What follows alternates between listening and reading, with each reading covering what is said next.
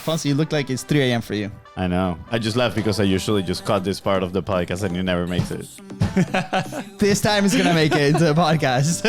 I'm gonna make sure it comes out. Okay. Anyways, all right. You ready, Fon? Yeah. Yeah. Are we all shared? You edited the episode to make sure. I'm gonna re-edit the episode to make sure. All right. Here we go. We've got some Hey, I'm Luis. And this is Luis. And welcome to the Content is Profit podcast. In here, you're going to get the insights, accountability, and drive to create consistently and increase revenue. You'll hear from top entrepreneurs, creators, and anything and everything you need to know about content. All this while having a good time. The goal of this podcast is simple: to entertain, educate, and turn your content into profit. Woo, baby. Welcome, Fonzie, for a morning early episode. We're not talking to anybody in Australia. I If know. that's what you're wondering. How you feeling? Feeling good. Feeling refreshed. I see you- Revitalized. I see you with a new jersey. Looks good. know. Looks good. I'm actually extremely good because my team plays today, and I'm very, very happy. I know. When Fonzie's team plays, he does zero work, so that's okay. He also work in the weekend. After this, I'm just gonna go straight to sit down into a spot that I can, put my roots down and wait for the game. I'm waiting for the game. Sounds good. Fonzie, what are we talking about today? Today we're talking about the state of business from 15 years ago versus today, and why should you pay attention? What should you pay attention? Why should you or what you should? Your English is very good looking today. It's all good. It's early in the morning. I know. We have a surprise episode for you. We were not expecting this. It's amazing. I think every single person that has a business, or is an entrepreneur, or is publishing If you have a business or if you have an entrepreneur. or if you are, clearly is early. It's all good. It's part of the show. But anyways, if you're enjoying this show, please go ahead and follow it in your favorite platform and go ahead and share it with your besties, your best friends. That is right. And if today's guests help you move one step closer towards your goal, please don't forget to leave a 5-star review as well. Thank you. Just a 5-star review. That's right. Happy Friday. Today we have a very special friend here with us. She is the CEO of Chet Holmes International, which has helped over 200,000 businesses talk about impact. Her legendary father wrote the ultimate sales machine. Here I have it. I have my special version right here, which has been revised, updated, and it's about to be republished. I don't know if that's the right word. Republished? When I Relaunched? read it, I'm like, I want to see our guest's face. I know. She's like grinning right now. She's like, what's going on? But anyways, that's the BIZBROS style. After inheriting her father's business, today's guest managed to double the company's clients 2 years in a row. Impressive. And now she wants to teach you how to do the same. Get the book. That's right. Not to mention that she's one of the friendliest entrepreneurs out there. And let me tell you, she is super talented at creating content. Just gonna throw that out there, There you guys. go. Please welcome the one and only Amanda Holmes. Woohoo! Welcome, Amanda. Thank you. What an intro. We try, Amanda, we're incredibly honored to have you on the show, especially for what we're about to talk. This is a huge milestone for you, for the company, in the industry. Woo! So Yes. honored. Yes. So obviously we do have an episode linked right below of the first time that we talked to Amanda. Fun fact. We did it from the car. That was amazing. That was an amazing interview. So I know. you don't want to miss the whole background of like how we met and all this amazing goodness is there. So go listen to it and after this episode, because this is probably more important. It was episode 160, around Ooh. 160. This is 140 episodes later. Yeah, that's pretty impressive, or more. Yeah. Wow. Yeah. I know. So Amanda, something very important is happening today, actually. So can you share a little bit more of that?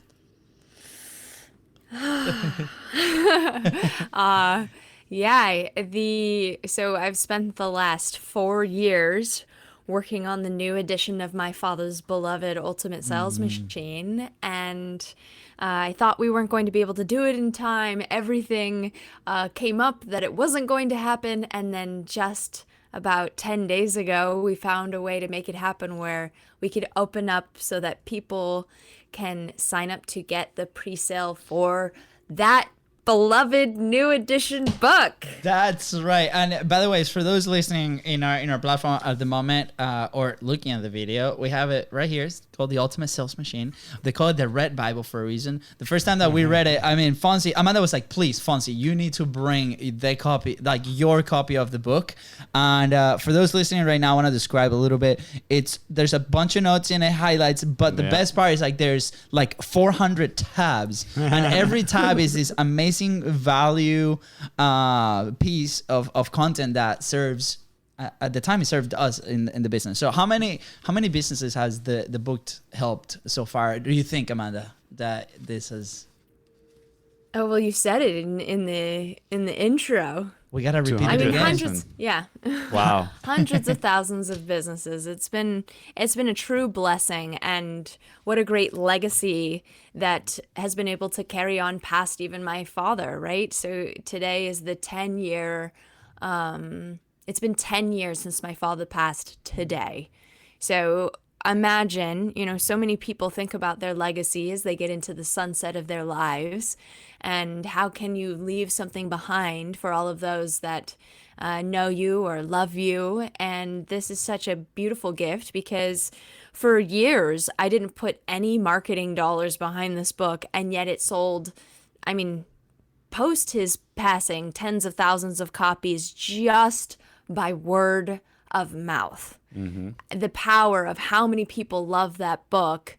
It's such an honor and a privilege to be able to carry on that mantle and that legacy, because it's another way that my father lives on, is it? And every person that takes it and puts another bookmark and then goes into their business and actually implements something and sees results. So it's a really wonderful thing. Absolutely. Yeah, that is actually how this book got to my hands. I've seen it in so many lists of entrepreneurs, and these are my top books that you should read. And The Ultimate Sales Machine almost always makes it in that list. And me personally, when I was reading this, a lot of business books are kind of like, they write around one simple idea, and then the whole book is just kind of like very repetitive. This whole book, like my brother said, is a Bible, right? And for those religious ones, the Bible has like multiple books. Well, this is literally like every chapter is like its own little book with its own little goodness and message. So therefore, all the freaking tabs, I remember when I was doing this, like I have like multiple rows, because I would get all the way to the end and I was like, oh, well, I have to keep putting new tabs in there. And I was a little bit embarrassed, like, oh man, like, did I highlight way too much? And then I was like, no, it's just simply that freaking good. There's so much gold in it. So I'm very excited actually to read the new version, the revised version, and probably add as many tabs as this one or more. So, Amanda, we often talk on the show, obviously, the power of publishing, right? And you just mentioned it with a resource, right? An asset like this for everybody to have in their library. But I'm very curious, right? Like, why do you decide to revise it and to add to it? Because it's not the same. This has been elevated quite a bit, and it's pretty amazing, right? We talked in the headline, the state of business 15 years ago versus today, and this I'm excited to dive into that. So why that decision to upgrade, right? Something that has worked for many years. So that's a good question. Penguin had been asking me for years to redo the book, and I looked at it and I could never touch that. Like, not in a million years could I touch how brilliant that is. So then eventually I ended up saying yes, and I will tell you why. But I will also tell you before I tell you that then I went out to our following. There's numbers counting down. Yeah. We're good. Okay. We're good. I'm like, we're going away. Okay. So I went out to the social media following and I said, I'm about to do the new edition of the book. What do you want to see in it? Tell me. right? And multiple people replied back, don't change it, it's perfect. So that stuck with me as I thought about, oh my gosh, what do I do here? And so my father passed of leukemia. He got diagnosed with cancer, and we battled for about a year and a half. And he spent about 352 nights in the hospital, and not one did he spend alone. So it was between my mom, my brother, and myself. We all pulled all-nighters because he would have these night sweats, so we'd be up with him all night. And yeah. And it's kind of shocking to think, because my father was very much a world traveler, you know, public speaker around the world, very high esteemed in that fact. And he was also 6'4", so a very tall man. And when he walked into a room, he was larger than life, right?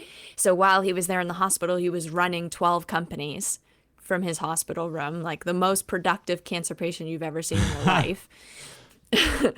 And he ended up getting the bone marrow transplant. And before that, they basically take away your full immune system. And so you're sitting, you have to isolate. You have to be quarantined in that room, and you can't leave that room for 2 months. He stayed in that little room, and I'll never forget this moment. I walk in, about to start my shift with my dad, and he's sitting next to the window, and he's just staring out. And I walk up to him, and he goes, "For all the wealth that I've amassed, nothing can buy my way out of this hospital room."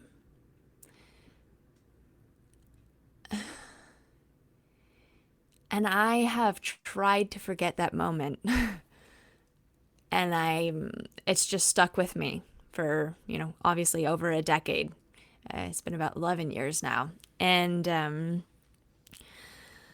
that was a huge reason why I picked up the book and said, I'm going to do a new edition.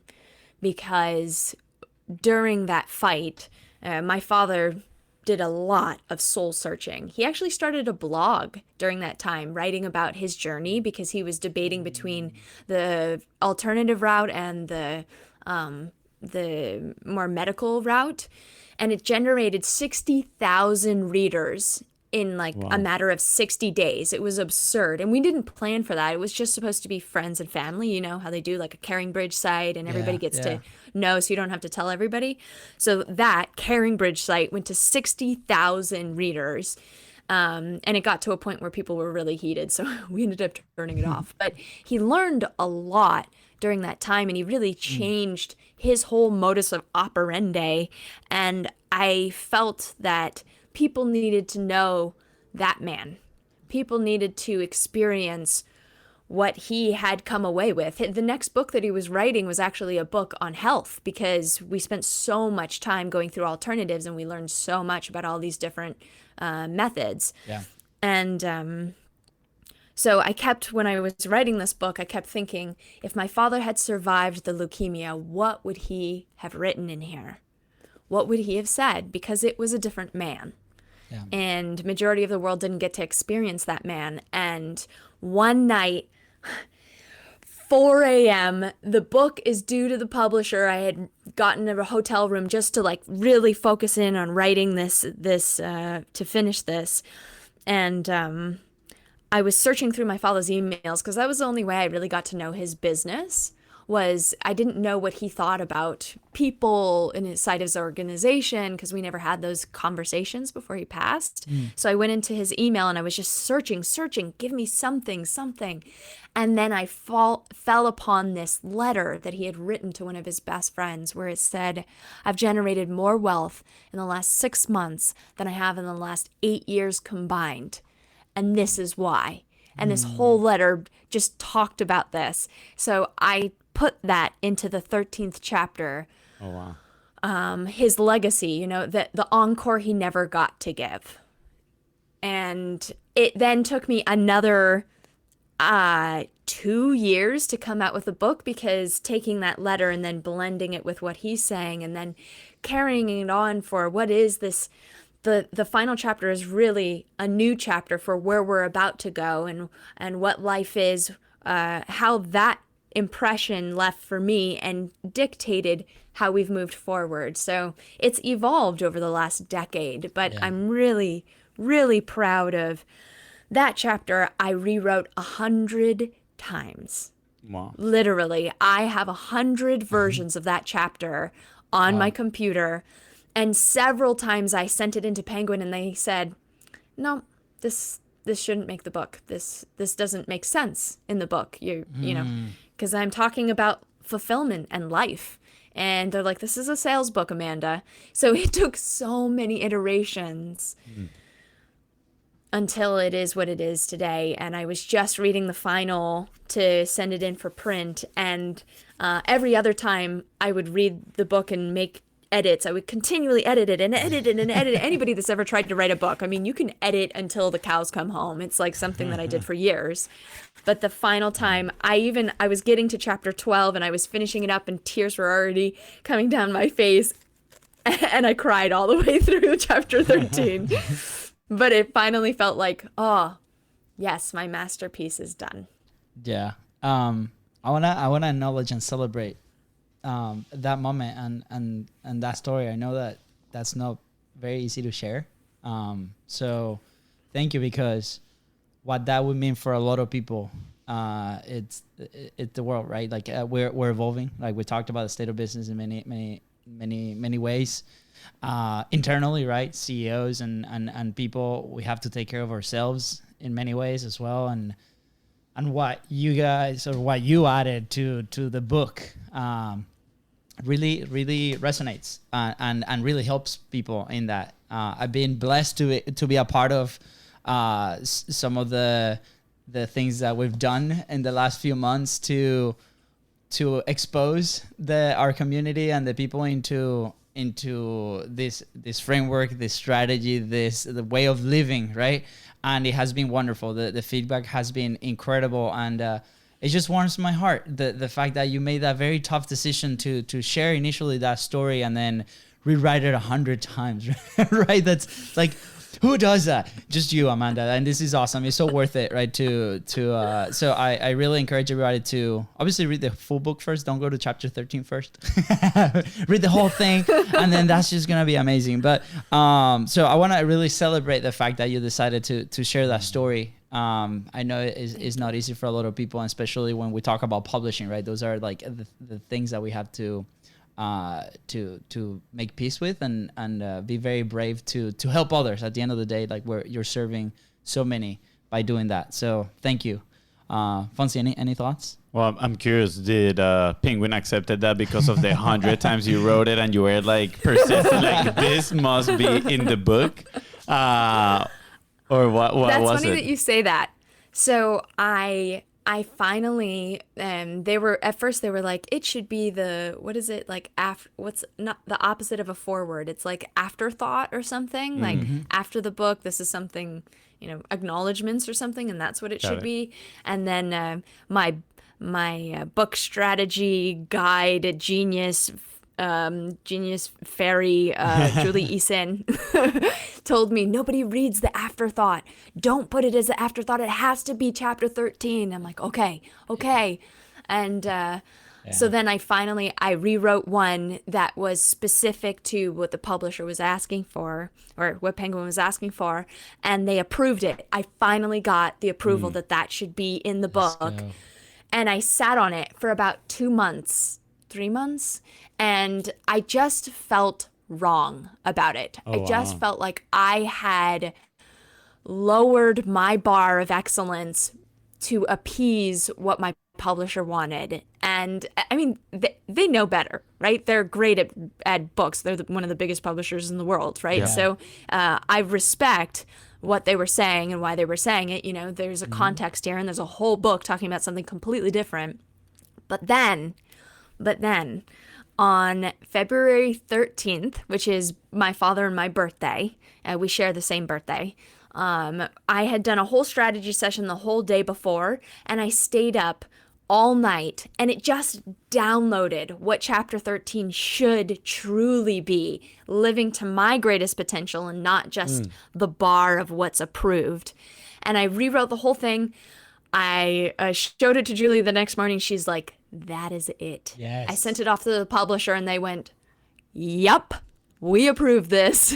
Wow. So, yeah, it came to me on our birthday. So that was really special. That is amazing. Yeah, it feels like you're channeling the whole energy in there. That's great. Wait, you say your birthday is February 13th? Isn't that your wife's birthday too? Yeah. We Are you serious? Yeah, I was like going in my head. I'm like, I think I've mentioned this to her, but yes, very small world is it's amazing. Crazy. So I would never ever forget either birthday. So, There you go. yeah, That's so funny. yeah, that is a very funny. I know. Moment. I'm like obviously like surprised of this, but going away from my personal life. Amanda, we obviously talked about the state of business, right? So obviously this book deals with very serious issues, right? And very serious things that CEOs have to be very aware. And the cool thing is, yesterday we were in a call with Ted, right, who's part of the team, and he mentioned something that resonated big time. It's like this book is like about it. It's all about taking action, and it tells you really this roadmap. There's a lot of material out there, right, that just like it might be fluff, might not be fluff. They might be explored like one idea, right? But at the end of the day, it gives you probably nothing, no roadmap to do it, and it's up to you to actually go and try to figure out. This thing is like it tells you exactly how to do it, why to do it, like all these amazing stories, and people have gotten so many amazing results. Yeah, it's an instruction manual for sure. It's literally people don't have to go read anything else. Like they do this and we talked about the pig-headed discipline last time, and with that in mind, right? Like how do that then compare in the industry from 15 years ago versus today, and why should people be paying attention to this?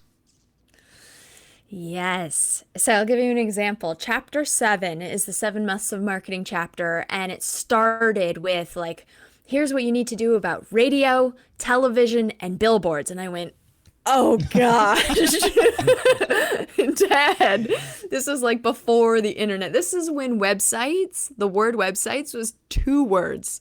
I even put it in my foreword. I'm like, oh boy. Wow, can you believe websites became 1 word over the last 15 years? But when we look at the span of time of what has happened with marketing, so for a half century, the only true innovations that happened in marketing was radio to television. So the change in what we're doing in business was a very slow adaptation. Then you look at the last 15 years, and we went from, so 15 years ago, the average business had 7 different marketing mediums that they would market on. Today, oh my gosh, it's 13 different marketing mediums, 5 social media platforms, and 3 paid advertising. So we're doing double the amount of work because every day a new medium is popping up. It took 30 years for radio to get to 50 million users. Wow. It took television 13 years to get to 50 million users. It took Facebook 4 years to get to 50 million users. And I think this is hilarious. Pokemon Go took 6 weeks to hit 50 million users. Yeah. Wow. Yeah, we were part of those 50 million back then. It was pretty intense. It was very intense. It was very intense, those 6 weeks, yeah.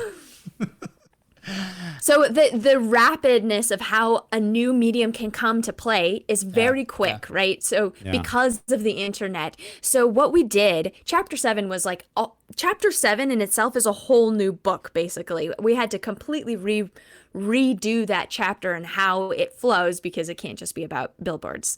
So that was a huge part of what Julie Easton helped me with. Oh my God, I wouldn't have been able to finish this book if it weren't for her. So all through that chapter, what we've done is, because there's so many different marketing mediums, my father had a 5-pronged process to identify if your marketing is working or not. We took that and applied it to every subset of marketing. This is how your email marketing Just follow these 5 steps, these 5 checklists, and you will know if your email marketing is working or not. If it's not working, go back to the 5 steps, go back to the 5 prong, go back to the 5 prongs. So we keep landing it back because we're so divided today on multi-channel. You need to have all of these different things running at the same time. We don't go back to the basics of, is this the right medium? If this is the right medium, why is it not working? Right? What is stopping us from generate sales from this marketing channel? So that was a big part of adding to and reworking chapter 7. It's so important, right? It can be very overwhelming, especially for big corporations, right? They might have the resources. We talk a lot about this in the publishing pyramid, right? Like whether you're an entrepreneur or a big business, right?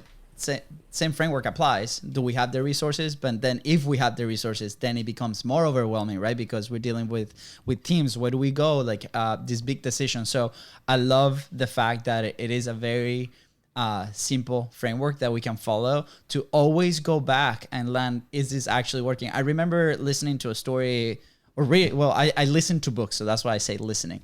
But about your dad testing a $10,000 budget, right? And I think at the time it was in radio. And they were like, well, how do we know that's working? And they divided 10 different things that they were doing into $1,000 chunks. And they would run the thing, right? And they'll be like, hey, are these the results that we're looking for? If it was yes or no, then they will make the continued decision and they will reinvest in the things that they were working. And to me, as I was listening to it, I was like, wow, it is simple, right? But it's not easy to do because there's so much distraction. And again, this was 15 years ago, right? Now today is even worse because we have online media, right? We had the Facebook ads, we have YouTube, we have TikTok even. What resources do we assign to each platform? How do we know the offer is really working? How do we know that we're actually attracting the right customer for our business, right? We talked about this many times. So the fact that chapter 7 is there, it makes it so worth it, especially if we have that background. And if you're experiencing that in your business, you must read chapter 7. Well, that's a great segue to chapter 4. If you don't if it's okay, can I go? Absolutely. So there are about 8 billion people in the world today, population, and yet there are 4.75 billion pieces of content posted on Facebook alone every single day. We post half the world's population on Facebook in content. 15 years ago, that wasn't really the case, right? Yeah. And that's not even counting what's on Instagram, which is 500 million posts happen on Instagram every single day. So we went from only the elite could get a message out to the world, right? Only the people that had a platform. Today, everyone has a platform. There's 3.8 billion social media pages today.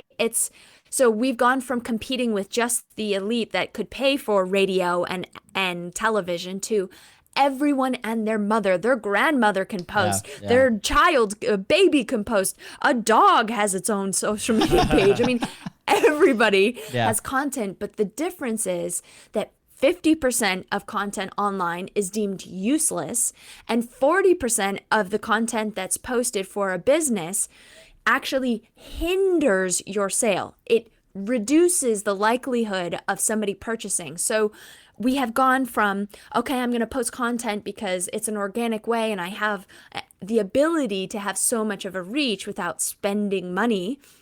Such an amazing concept, and yet we've forgotten the framework for why content will generate sales, which is what we want.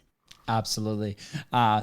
Essence, right? I remember when we first imagined the show, we're like, okay, the path to the frictionless sale, right? And there's so many elements, right, that we've discovered along this journey, 300 plus episodes, right? And when I first saw the book, right, the title, The Ultimate Sales Machine. And it just goes back. It reminded me of the story of when we were growing up, our mom was a math teacher, right? So I will go out and I will ask her, be like, hey, Mom, what's the answer to this equation?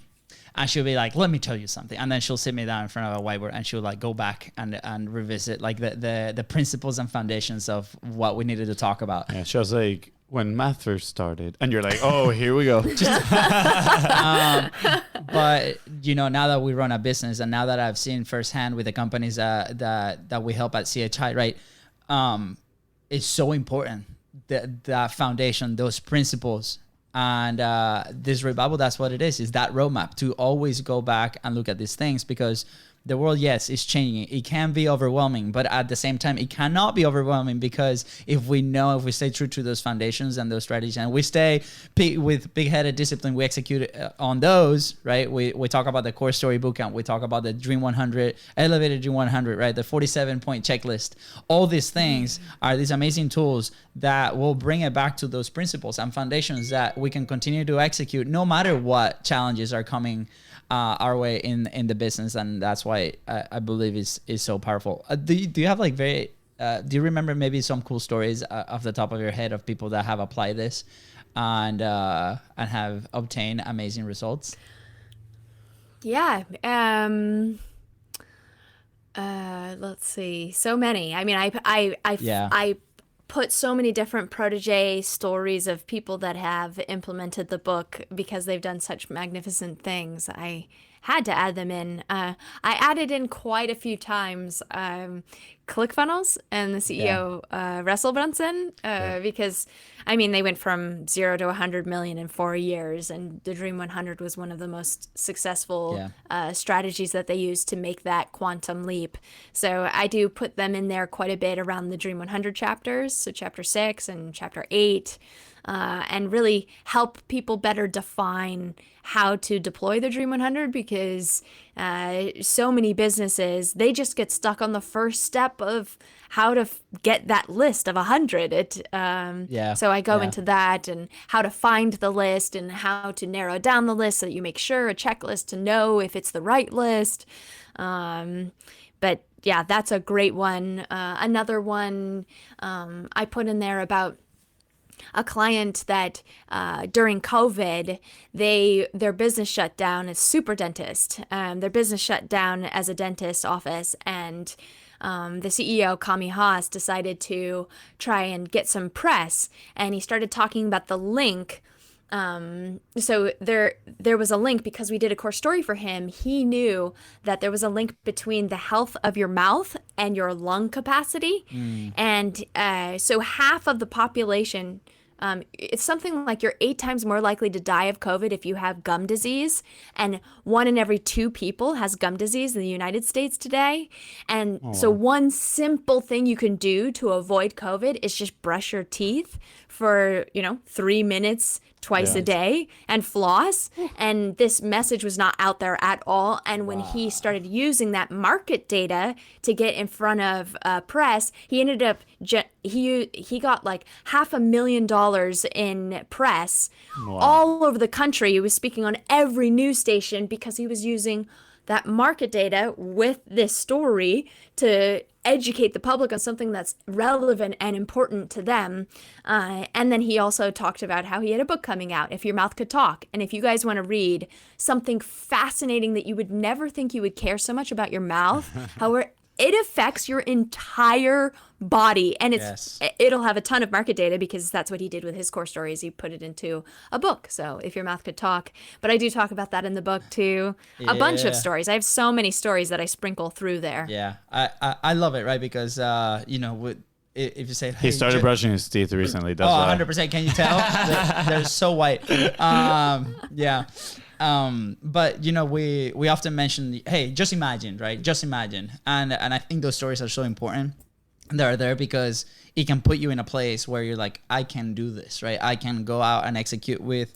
It's so important, right? Without execution, nothing happens, right? We often talk about whether that's whether that's an entrepreneur for the Contents Profit audience, or whether that's a corporation, a bigger CEO, bigger company for the CHI audience, right? It's the same thing. If we don't execute, we don't assign the resources, and we provide them with the principles and foundations to go out and kill it out in the marketplace, it might as well just leave the book in the shelf. So please go out and execute. This part here of the conversation just made me think on like how your dad was like the OG content creator, honestly, right? Like putting these presentations, right? Like thinking about what the objections were gonna be, and then going and present them to the people that he was selling. at the end of the day, that's kind of what people are doing when they are creating content. And I can't stop but thinking your dad would have thrived in social media, I feel like. Yes, everyone says that all the time. You know, it's interesting. So, like I said before, that people have lost why they're posting and what they're doing with their content, and they're not leading it to. They should be, with every step leading back to you as the only logical conclusion, so that as soon as your prospect thinks of a product or service like yours, you are the first person that they think of. But the lines between marketing and sales have really blurred, especially in the last 15 years, because now, because of e-commerce, right, more businesses, more marketing departments are being responsible for sales, because we're creating digital salespeople, right, with different funnels that you have that lead you from a page to get you to upsell, to get you to cross-sell. And then educating along the way. I mean, I put in here in the book as well that Amazon has killed the traditional sales breath salesperson because, the traditional commissioned breath salesperson. Because 97% of prospects don't want to be pushed, feel that salespeople are too pushy today, and it's because of Amazon, right? 50% of e-commerce, 50% of sales on the internet come from Amazon alone. Just them, and then everyone else is another 50%. So what has Amazon done? It's taught us that we can buy without the need for a person. That's why there's so much tension between prospects and salespeople. So you have marketers trying to sell more online, and then you have salespeople having to market themselves more online. And social gives the opportunity to break down those barriers of, I'm just here to sell you. No, you get to know the person. They start educating. It's your opportunity to educate. And when you think of the 7 steps to a sale, the first 2 are establishing rapport and finding the need. Establishing rapport means they like you, they trust you, they respect you. If you do those 2 steps, you're 65% of the way to a sale. Wow. Today, you do that with your content. You build that rapport, you build that relationship so that they trust you and they respect you by what you post online. Oh, so good. Can we do like a 24-hour version where we just like dissect the whole thing? Which, by the way, if you go listen to Amanda's podcast, please. We're gonna link it right below, because over the next few days, every single day, there's gonna be a piece of nugget that's gonna come out your way with all this amazing information on how you can implement it. So super awesome. There's a couple things as we wrap up, Amanda, that I really want to tackle. One of your most famous frameworks, the inverted buyer's pyramid, which the first time that we saw it, mind blown, and I've seen many presentations where people see it for the first time and you can actually see their mind blowing to pieces. So do you want to dive into that just a little bit and maybe explain what it is? Yes. So my father taught at any given time, if you're marketing to a group of people, let's say you have 100 people in a room, only 3% of that room will be interested in your product or service at that time. 3% will be in the buying now category. Another 7% will be open to it. Just like if you made 100 cold calls or if you posted on your Facebook page, 3% will be interested in what you have to offer. 7% will be open to it. Another 30% are not thinking about you, your product or service. The next 30% think that they're not interested, and the last 30% are definitely not interested. So you have this buyer's pyramid with all of the subsets. And he did that to say that if you are just talking about your product or service, you're only reaching that 3%, and all of your competitors are reaching that 3%. So what we did, as Julie Eason and I were working on this book, we took that pyramid and we flipped it upside down, because business has flipped on its head. And we described how we have helped more companies become number 1 in their industry than anyone else, and it's following this framework. And it all comes back to core story. You know, people, when they read the book, they go, oh, I love that market data thing. I love how that's blended with story, because we think in stories. Back to the beginning of time, right? We've taught our history and story. People can remember what happened on the Netflix show 3 weeks ago, but they can't remember what happened in a meeting last week. But our society is based on the power of science. We believe in the utter legitimacy of science. So your story can only be legitimized by the backing of solid research. So what we do at one of my companies, Empire Research Group, is we go and we look at all of the data and we scan an entire industry. So the first step in that inverted pyramid is global pain. We want to understand what's happened over decades. And that's really to show when someone says something like, did you know that last year, 85% of businesses were in a financial struggle? Actually, 80% made less revenue than they did the year prior. It sets me up as an expert. Oh, this person isn't just talking out there, they're actually saying something. It seems like they know what they're talking about. So you want that global pain to really catch the entire buyer's pyramid, regardless of if they're interested in your product or service or not. Then we get into targeted pain. So targeted pain is what keeps your prospect up at night, because it's not generally, majority of the time, it is not your product or service. As much as you think that they care about that and that's what's keeping them up, it doesn't. It isn't. Only maybe that 3%. So what keeps them up at night? And if you can articulate their pain better than they can, they believe that you have the solution. So you are just expressing to them that I get you. From that, they would just say, wow, you really understand me. And from there, then we get into the solutions portion. So global pain, targeted pain, solutions.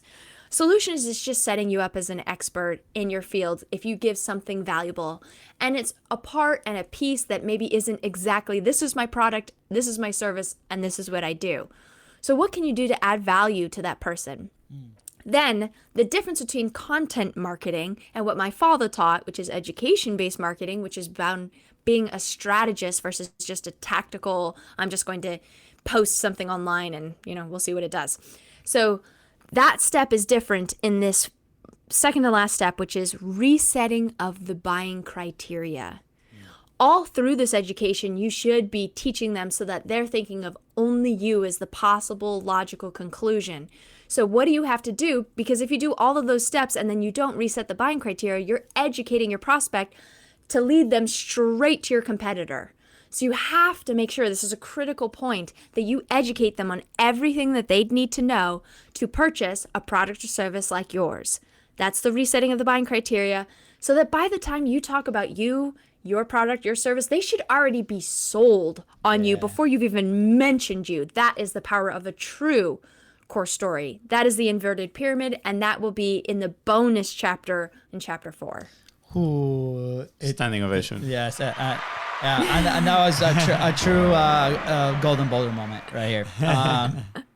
Trademarked BIZBROS. Okay. Hi, Amanda. As we wrap up, this has been so awesome and so cool to witness and experience like this whole process, and we're right there. So if you're listening to this episode today, that means that the pre-sale is up and running. So go get your book. Links right below in the description. It's in both shows. UltimateSalesMachine.com. Ooh, easy peasy. Easy peasy. Go get your copy and copies. There is amazing bonuses to be taken for you and your company and your team members. So make sure you get those before they run out. So I just want to point out that you did a really good job too when writing the book at documenting the process and like sharing with people, that you were your late nights writing or very early mornings writing and, some of the challenges and struggles that you had. And I just wanted to point that out because, it's not about, I finished the book and now I'm going into promotion mode, right? Like you've been just... And I don't see it honestly as promotion at all. Honestly, I see it as you're sharing something that you deeply care about. And, once you started taking on, okay, let me update this awesome book, you started immediately sharing with everybody. And you've brought so many people throughout that journey. So now people are eager to get their hands on this book. Everybody's like, enough already. Could you just post it? It's been 4 years of watching you write it on every plane, train, and automobile. We get it. Yeah. So but it is cool because now you see how much work it took, right? Exactly. It's not just it definitely increases the perceived value of it. It's already extremely valuable. But now, by knowing all the work that was behind it, it makes it even more special. So I'm very excited to grab the new By the way, copy. I just want to show you this, Amanda, for those listening. I'm just showing like a stack of them in here. Like this is like the one book that we actually like send out to like our people and community and because it's so amazing, and we can't wait to get my hands into that pre-sale. Now, bonus story. We talked about this. Well, first I want to celebrate the fact that over these last 3 years you've developed this amazing voice in this space, right? And it was quite a bit of a process. Maybe we can do another episode just on that. But I really like you mentioned there's a funny story involving ClickFunnels and a virtual party and writing a book or something. So yeah, maybe this is a treat for the audience today. Yeah. So I was at an event of ClickFunnels recently, and every time he would like break off and say, "Okay, now work on your funnel," and everybody would sit and they would do workshopping and work on their funnel. And I kept watching Russell, and he would just sit there and wait. And I'm like, oh man, I got to go up and talk to him. I rarely get to talk to him. He's a client, right? So we're working on his core story for ClickFunnels 2.0, but it's few and far between. And I kept just staring at him. I'm like, I really want to get up there. I really just want to say hi. I really want to talk to him. I mean, it was like driving me crazy inside of my mind. So then I finally just ran up there and said, hey, Russell, look, I put together the book funnel for the new edition. And I showed him because we were using his stickers, and he's like, oh, that's so cool. And I'm like, and then it just popped into my head. I thought, I'm doing a virtual event when we launch the book, and I'm going to have the biggest, best speakers I possibly can. And it would be so awesome to have you as one of the speakers. And he said, oh, well, where is it going to be? And I said, it'll be virtual. And he's like, well, why don't you have it we can host you at ClickFunnels headquarters, and you can film it live from my headquarters. And I went, are you serious? For real? So oh my God, I was like a giddy little child. But so that is for every person that gets the pre-sale version of the book. You also get a ticket to that virtual launch party, which will happen for a much smaller group of people. So and cool. I'll have him. And then also Jay Abraham also agreed that he will be there. I still am filling the slots for the 2 others that will be there, but it's going to be a great party. I took a pic of that on that list, and oh my gosh, yes, please go ahead and buy it like now, because it's going to run out. Those spots, so much value, not just the fact that Amanda's there launching this amazing resource and book for many years to come, but also the people that say yes to doing something like this, Jay Abraham, Russell Brunson, legends, right, in the marketplace, in the right now in the business world. So super excited. Thank you for sharing that story, Amanda. Fonzie, anything else? No, thank you so much, for sharing everything, for putting so much love and effort into the new version of the book. I'm sure it's gonna change a lot of people's lives and get them all pumped up. I remember when I finished reading this book, I was like, honestly, as I was reading it, I was like, this is what I need. Like, this is what I need to do now, right? Even chapter 1 with like time management, I was like, this is perfect, because my time management skills are it's not the best. I feel like you need to reread it again. Okay. Amanda, anything else that you want to add? There is one little thing. So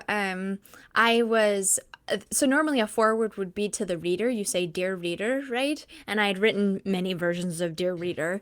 And then when I had my first session, because I needed a coach to help guide me finishing this. So Julie Eason was that for me, guiding me through just pulling. I would call her a genius extractor. She just pulls out whatever genius you have. In the moment, it's just kind of a mess of thoughts in your head until she helps you plan it out and get it into something clean and clear. Yeah. But we had that first meeting, and she sat me down and she said, I think that the foreword should actually be, Dear Dad. And I heard that and I went, no, like immediately, like it was like guttural, like out of like an instant resistance to no way would I ever want to do that. And so over a couple of minutes, I was like, well, okay, I have hired you to be my guide, so I should listen to you, and this is our first meeting together, so to say no to the very first thing you asked me to do is kind of not being a good student, and I pride myself on being a good student, so I will do it as an exercise. It won't go in the book. That was my answer, and she went, okay. She could tell that I was very upset about it, and after that meeting, I went down and I was in Puerto Rico at the time, and I was sitting at dinner, and all of a sudden it started to come over me of like, oh, I think I can write this forward. And I pull out my phone, and instantly it just, again, another just download came, and I just start writing Dear Dad in a notes in my phone, and tears are streaming down my face. You ever have those moments where you just get so in the zone that it's like time just like slows and everything blurs, and it's just you, because there were some parts of my head that went, Amanda, you're hysterically ugly crying in this restaurant right now. I'm sure everybody's thinking that you're crazy. And I'm like, it doesn't matter. It doesn't matter. And this whole forward just like flowed out of me in one fell swoop. And, you know, it's a letter that I never told my dad. And there's some parts that are really raw and really honest. And it's not all sunshine and rainbows. There's also some anger in there. But then there's also a lot of gratitude and honoring. And so I will say that I might have made some grown men cry, and it's kind of a strange way to start a sales book. But you know what? It's just a part of my heart and my soul, and I think people will resonate with that, because sales should be about your heart. Yeah. I mean, I'm listening to this and I'm like, I haven't even read it. I'm like getting watery eyes. I can't even imagine.